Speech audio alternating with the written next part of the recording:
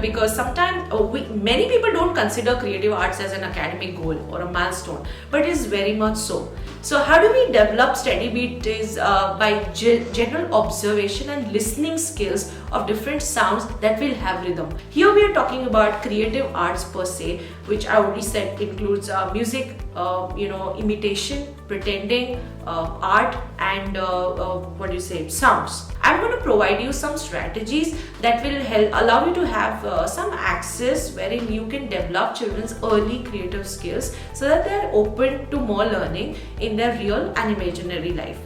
So first strategy to support children in developing creative arts is providing a climate wherein children have access to different art materials. There is a brush, wax colors, or sand, or color plates or paper. There are easel sheets available, big markers, bold markers, because they're still exploring and initially children will hold the pen like that if they have the grip, and if not, then they'll try to hold from the top. Let them do it, because that's the first stage to get into it. Right now the intention for us is to see how child is appreciating the materials and is using the materials freely. The second strategy I want to present is that provide children with open-ended materials. Why do I emphasize more on all the courses? Because we are advocating active learning right now, which is one of the best methods where children are holistically developing and their skill sets develop at the right age. So we talk about open-ended materials for two reasons. One, if you give a child a remote control car and you give a plate and a spoon,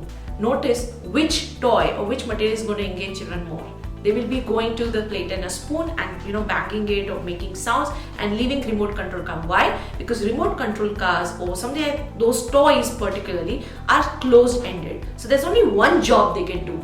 They can just go here, there, move around, and then it's done. The curiosity goes off.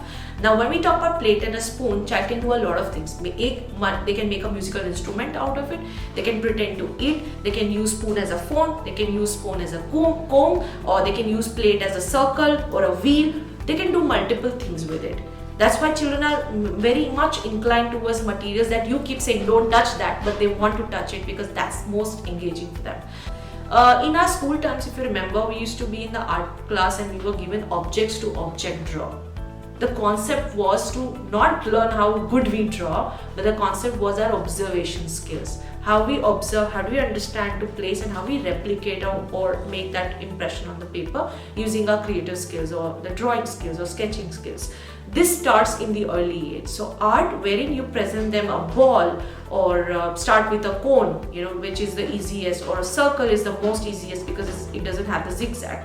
And you generally see children or schools start with straight line and a slanting line, because that's not the easy, that's not the basic. The basic is scribbling, this is cursive, and the zigzag that we do, which comes later in academics. However, children are most comfortable to draw letter S, right, because it's anyway moving smoother. So just try to notice whatever things have the smooth lines, free lines. Those are the easy way to make children draw or replicate it, rather than the proper shape, the lines, the sharp edges. Those objects are not good for starting. So you can have a roti, pizza if they're fond of that children eat everything. So you can see what to pick at that point, but have them replicate those things. Establish a climate that support their own experience of working with art materials. Have a corner where there's art items already kept, and they're exploring different ways like sounds and colors and paint and everything else that you have in the art products.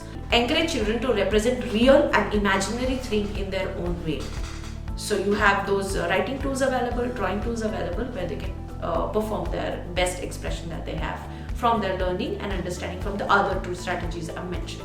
So try this out. I hope this will be more fun and engaging for children to explore their art and creative development that you want to put in early years.